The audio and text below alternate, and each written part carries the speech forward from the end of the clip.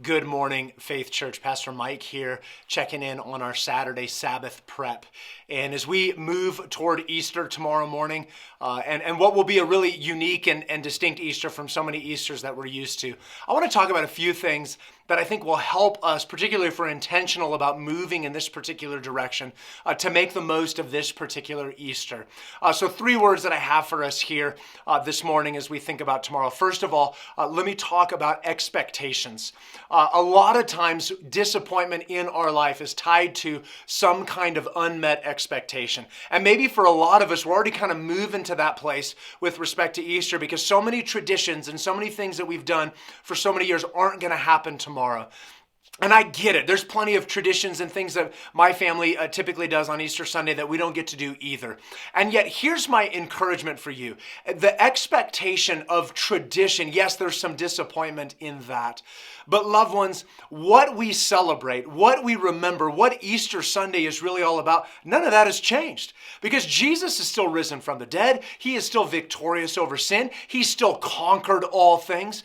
And so while some of the forms and ways that we're used to celebrating Easter might look a little bit different, what we celebrate has not changed. And so I think with a healthy expectation that yes, some of the traditions we push pause on, but what it is that we're celebrating still remains true. We want to hold fast to that. And I think that will really help us to make the most of this Easter. Second word that I have for you is opportunity.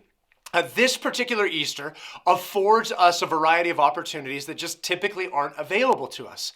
We've pushed real hard around being missional and inviting people to church. And of course, right now you can't really gather in groups at all, so it's hard to invite people to church, right? Wrong. I would argue it's easier than ever because this year all you have to do is you have to pass along a link. And one of the great things about this is historically, if you wanted to invite someone to church, they kind of had to live in the area or close by, or they had to be visiting. This year, they can live on the other side of the world. I chuckle because I think about most of the people that I'm inviting this year don't even live in our state. They live in Arizona or in Colorado or in Utah. I'm going to invite some family members that live in France and a variety of other places because we have this opportunity afforded to us. And so as you think about this opportunity, let me encourage you to pass this link along. But don't just pass the link along. Say, hey, let's watch this together. And maybe even let's text back and forth and answer questions. This will probably be the only time I'll ever encourage you to text during church. But that might be a way to engage. Or maybe this is really the gateway to gospel opportunity and gospel conversation that happens afterwards. Hey, watch this and let's talk on Monday or Tuesday, and I can answer questions or things of that nature. And it's not even time sensitive. So it might be that people don't watch the video till Tuesday and then we get to talk together. But take advantage of the unique opportunity that's in front of us for this particular Easter. And then the third word that I have for us is perspective. I think it's important for us that our perspective as believers really transcends our circumstances. And so I understand some of the unique elements that surround this particular Easter. But loved ones, we have gospel hope.